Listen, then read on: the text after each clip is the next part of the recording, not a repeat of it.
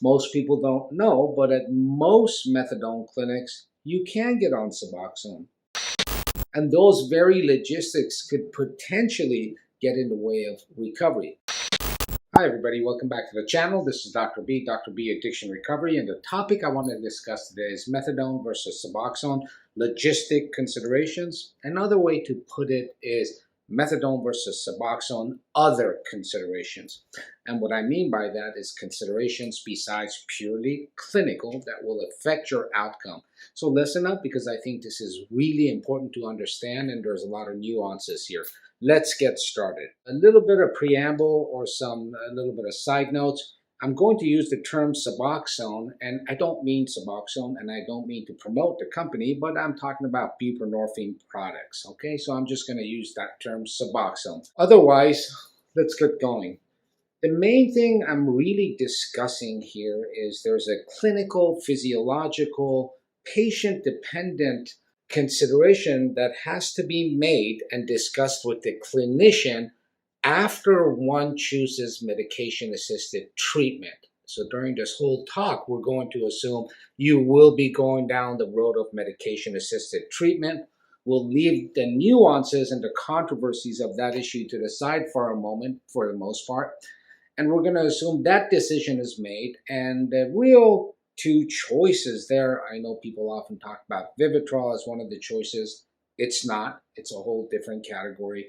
The real two choices are methadone versus Suboxone. And in that discussion that the clinician should have with the patient or you or a loved one is which one is it going to be? And figuring out which one's going to be has a lot more to do than just thinking about the medication and how well the patient will do on that medication. And here's what I'm talking about. Let's break down some fundamental structural, administrative, logistic issues. A methadone clinic administers methadone, but they're also allowed to administer Suboxone products. The way this is done is for the most part regulated by federal regulations. I think it's Title 22 or Title 9.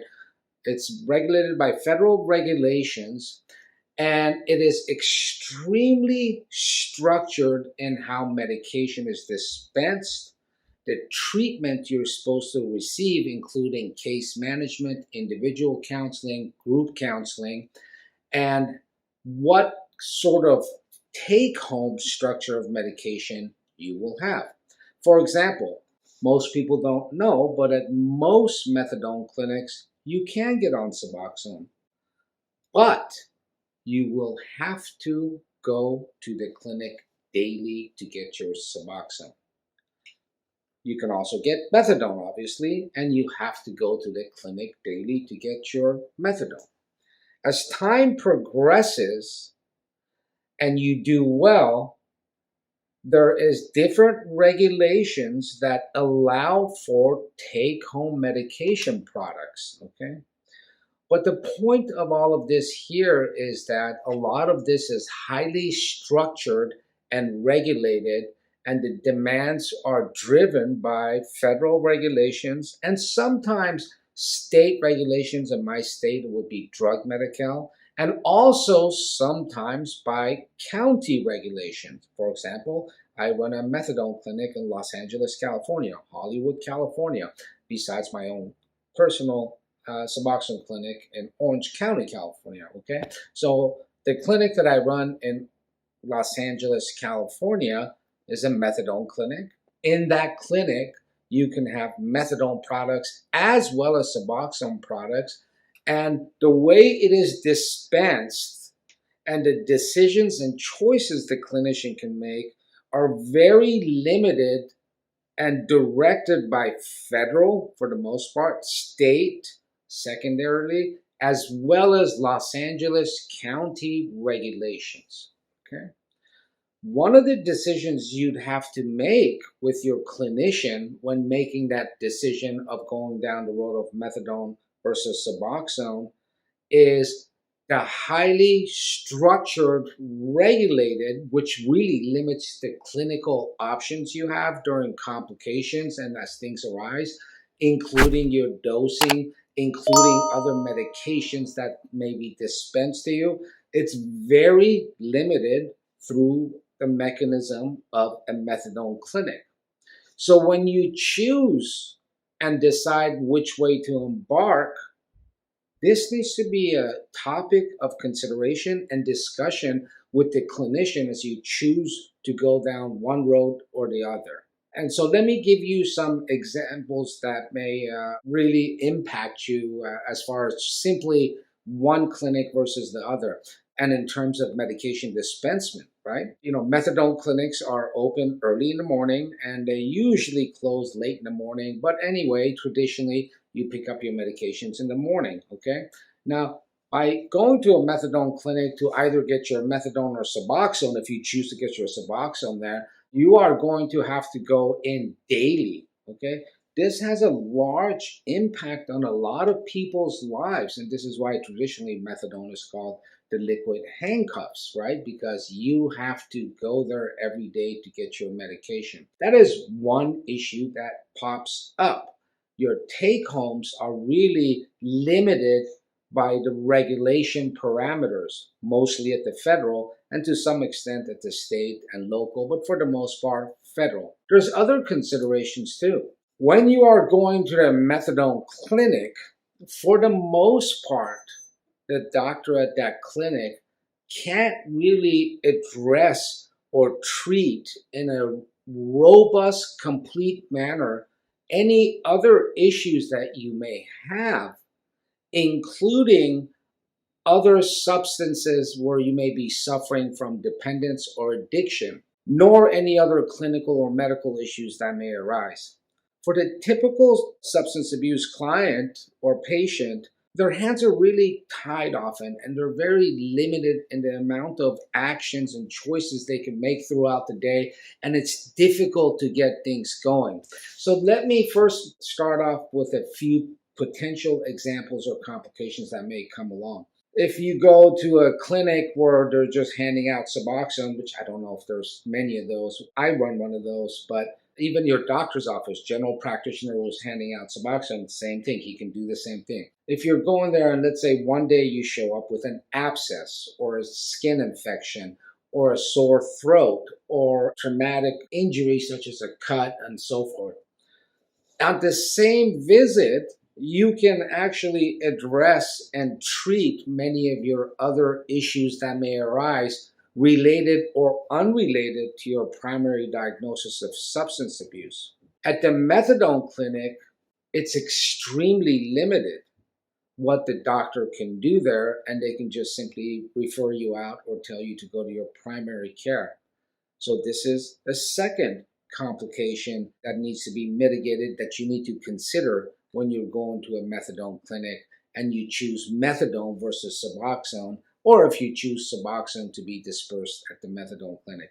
The first complication is the fact that you have to go there quite often, initially daily, 5 to 6 days a week.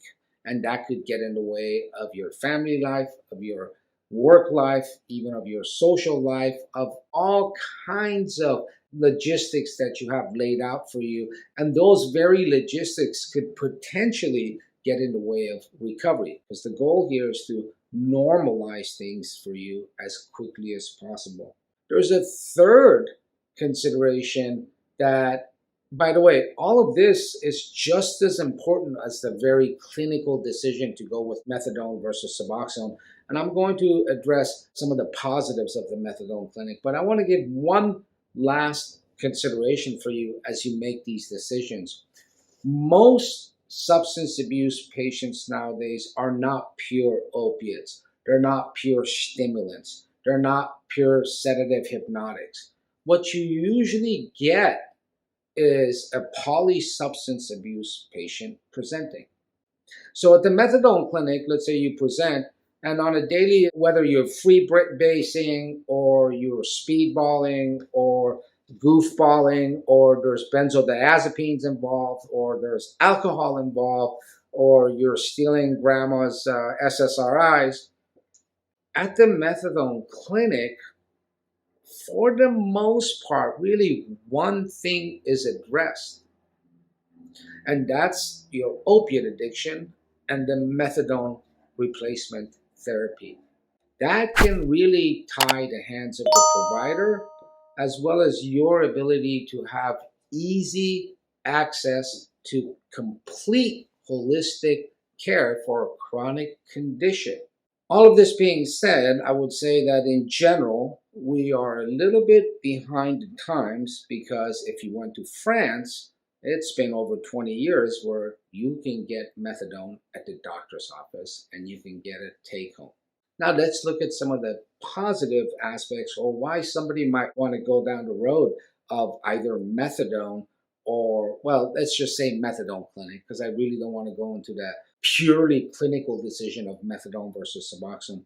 But some of the values of the methadone clinic are simply this. Let's say you really want to get clean, but you just absolutely, short of going into an inpatient, you absolutely crave and need, whether you recognize it or the clinician recognize it, but there's got to be a discussion about it.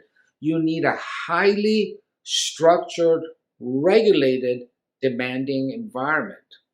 This is a very real scenario for a lot of people. And in that case, you got to give and take something.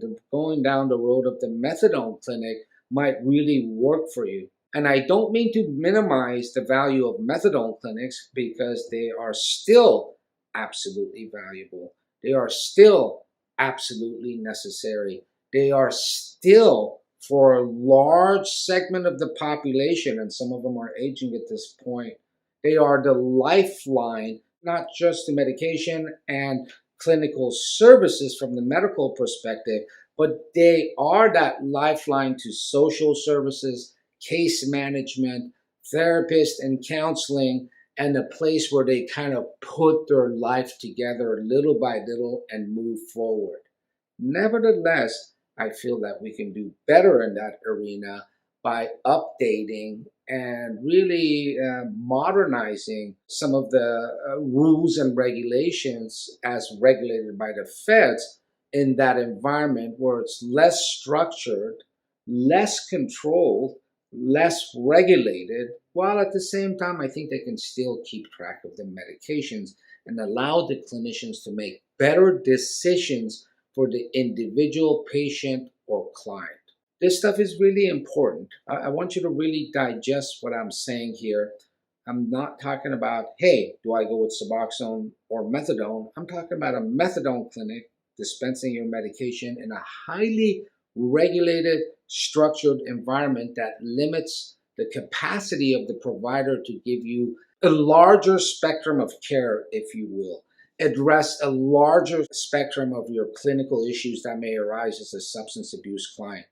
While at the same time, I do see the benefit of the structured medication dispensing environment.